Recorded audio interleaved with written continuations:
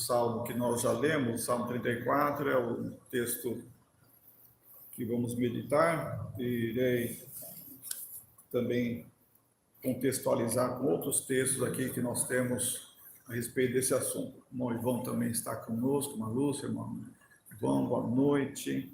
Se algum pedido de oração também, deixa escrito aí no chat. A oração é fraca, mas pela mediação de Cristo chega ao céu. Diferente do que alguns pastores falam, bem aqui, que aqui tem oração forte.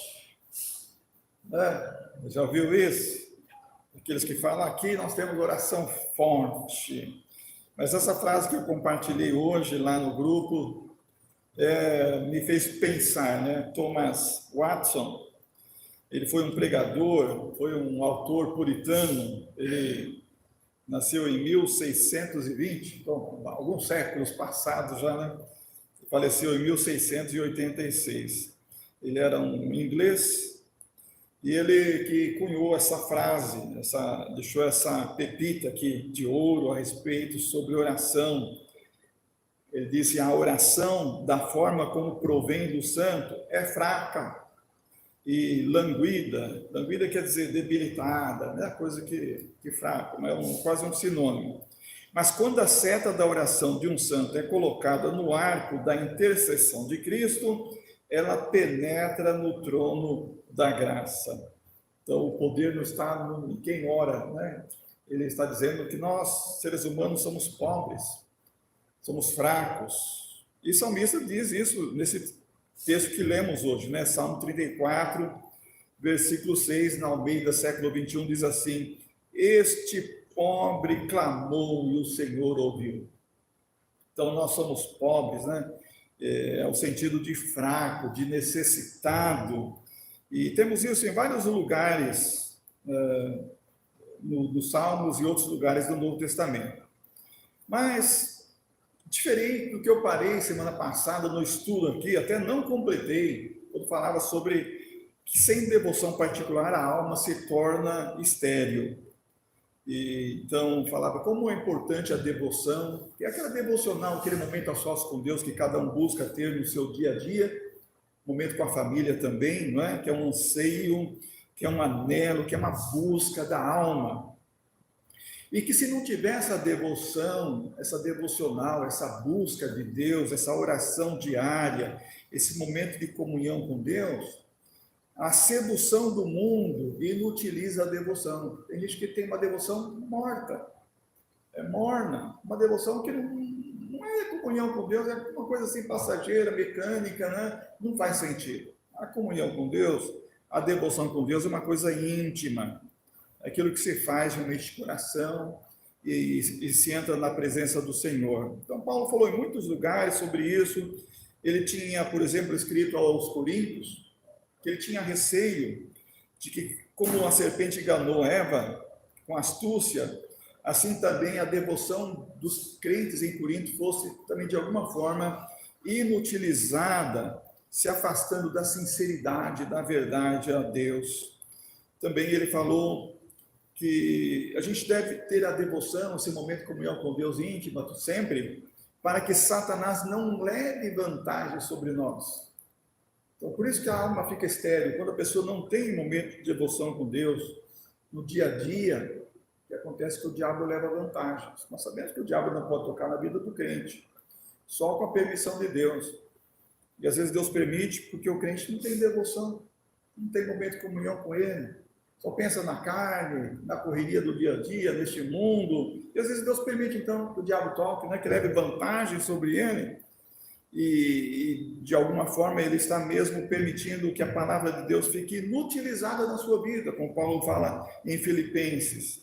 E todo o trabalho se torna inútil, porque mesmo que ele frequente a igreja no domingo e participe da escola bíblica dominical, mas no dia a dia da semana, a vida dele se torna inútil na prática. Então isso é realmente uma coisa temerosa.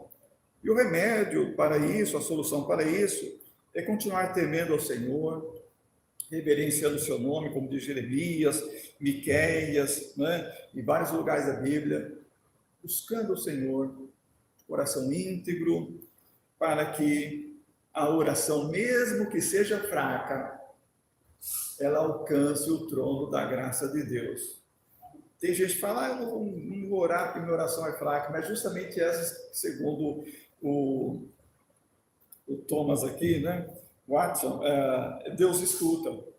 Pessoas humildes não quer dizer pobre, né? Porque a gente confunde humildade com pobreza. Humilde é coração humilde, espírito humilde. É aquele espírito que agrada a Deus, né? Que Deus se agrada. Então, assim, nós como Davi, nesse Salmo 34, devemos sim orar. Nossa oração pode ser pobre, nossa oração pode ser fraca, pode ser necessitada, mas justamente essas orações que Deus ouve, por causa da mediação de Jesus Cristo. Nós somos fracos, diz Paulo em Romanos capítulo 5, versículo 6. Quando ainda éramos fracos, Cristo morreu por todos os ímpios. Nós somos fracos, seres humanos pecadores, diante de um Deus perfeito, e ele enviou Jesus para morrer por nossos pecados. Nós somos pequeninos, como diz em Mateus capítulo 11, versículo 25, as palavras de Jesus: graças te dou, ó Pai, Senhor dos céus e da terra, pois escondeste estas coisas dos sábios e cultos, então quer dizer, os poderosos, os fortes, né? E ele diz, e as revelaste aos pequeninos, ou seja, aos necessitados, aos fracos, aos que realmente têm um coração humilde que agrada ao Senhor. Então, Deus nos ouve por causa da mediação de Cristo, embora sejamos fracos, sejamos pequeninos, ou sejamos pobres, como diz no Salmo 40. Na verdade, sou pobre, diz Davi. É Davi quem fala, hein? Sou pobre e necessitado. Então, veja que ele está falando de riqueza. Davi era o homem mais rico da época. Ele está falando de espírito. Ele está falando do aspecto espiritual. Eu sou pobre e necessitado, mas o Senhor cuida de mim. E é nesse sentido que nós oramos. Nós levamos a nossa oração a Deus, porque quando somos pobres, pequeninos, fracos, nós encontramos no Senhor abrigo, como diz o Salmo 9. O Senhor é abrigo seguro para os oprimidos, para os necessitados, diz o verso 18. Então vamos orar, porque é aqui, na comunhão dos santos, que nós nos encontramos com o Senhor e Ele nos abriga, como diz Hebreus capítulo 7, Ele é poderoso, nós somos fracos, mas Ele é poderoso para nos salvar. Por isso podemos nos achegar a Deus e viver para Ele, porque temos Jesus que intercede por nós, Ele é nosso mediador. Disse o apóstolo João também que Ele é nosso advogado. E o autor aos Hebreus diz, Ele é nosso grande sumo sacerdote. Vamos orar. Oração fraca, pobre, necessitado, não importa, vamos orar. Temos um mediador que vive para sempre para interceder por nós. E é isso que faz toda a diferença. Como diz Thomas Watson, a oração da forma como provém do santo é fraca e languida, mas quando a seta da oração de um santo é colocada no arco da intercessão de Cristo, ela penetra o trono da graça. Louvado seja o nosso Senhor. Por isso, mantenhamos a devoção, não agora só aqui no culto de oração. Aliás, eu tenho repetido aquela frase no nosso grupo da igreja, de Spurgeon, né? Nós não veremos, em geral, grandes mudanças da igreja enquanto a reunião de oração não for a preferida dos crentes. E nós precisamos lutar e batalhar por isso, para que a oração seja a preferida dos crentes, para que possamos ver grandes mudanças na igreja, na cidade e no Brasil.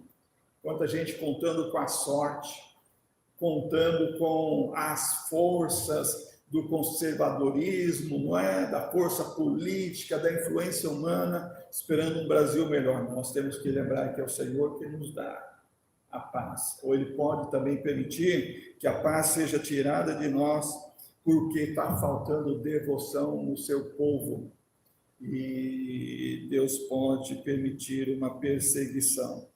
Espero que não, vamos orar. Como diz o Salmo 34, que lemos no início, este pobre homem clamou ao Senhor, o Senhor livrou de todas as suas aflições. Eu estou orando muito, né? Nunca orei, acho que tanto assim como estou orando ultimamente, especialmente porque temos alguns irmãos que eu estou orando mais intercessoriamente, né? Pela enfermidade do irmão Maurício, o irmão Dilmar estava numa situação muito difícil, graças a Deus já passou aquela dificuldade dele, né? Agora a irmã Rosana operando amanhã, a irmã Lúcia ainda continua naquela situação de medicação, ainda falta cirurgia, mas pelo Brasil, né? Se fosse só por mim, nem ia ficar preocupado, né?